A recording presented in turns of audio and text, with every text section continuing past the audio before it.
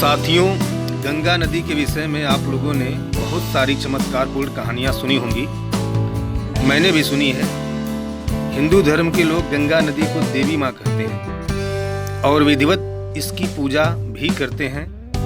आइए आज बात करते हैं कि क्या गंगा नदी सच में कोई देवी है अथवा केवल एक नदी है। बात 20 मई 2019 की है। मैं देवचंद्र भारती प्रखर और मेरे एक मित्र मिथिलेश प्रताप शाही, हम दोनों लोग इलाहाबाद गए थे। इलाहाबाद से लौटते समय शास्त्री सेतु से गंगा नदी का जो नज़ारा हम लोगों ने अपनी आंखों से देखा, वही नज़ारा आप लोग भी देखिए।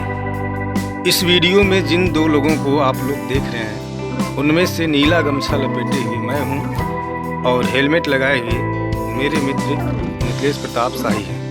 हम लोग इस समय शास्त्री सेतु पर हैं। शास्त्री सेतु से संगम बहुत नज़दीक है। गंगा को देवी मानने वाले लोग यह कहते हैं कि गंगा में अथाह जल है।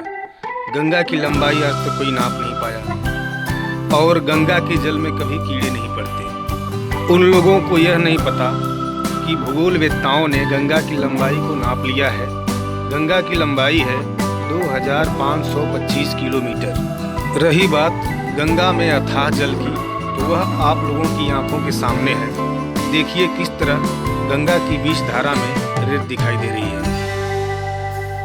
गंगा की बीच धारा में रेत का इस तरह दिखाई देना यह साबित करता है कि गंगा की गहराई बहुत अधिक नहीं है। अब बात करते हैं कि गंगा नदी के जल में कीड़े क्यों नहीं पड़ते हैं।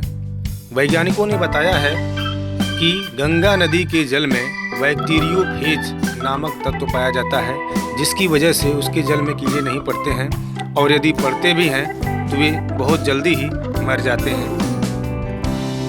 वर्तमान में जिस तरह गंगा नदी का जल प्रदूषित हो रहा है, यदि यही हाल रहा तो आगे चल करके बैक्टीरियोफेज नामक तत्व भी धीरे धीरे नष्ट हो जाएगा और फिर गंगा नदी के जल को कोई एक हफ्ते अपने घर में नहीं रख पाएगा, वह 1 या 2 दिन में ही सड़ जाएगा, उसमें कीड़े पड़ जाएंगे।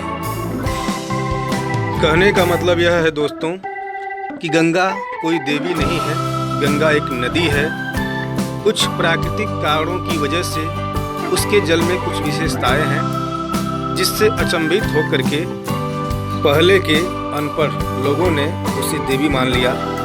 लेकिन यदि आज के पढ़े लिखे लोग गंगा नदी को देवी माने तो वह अपनी मूर्खता का परिचय देते हैं। तो दोस्तों, ये रही गंगा के विषय में महत्वपूर्ण बातें। इन्हीं शब्दों के साथ मैं अपनी बात को समाप्त करता हूँ। सादर नमो बुद्धाय, जय भीम।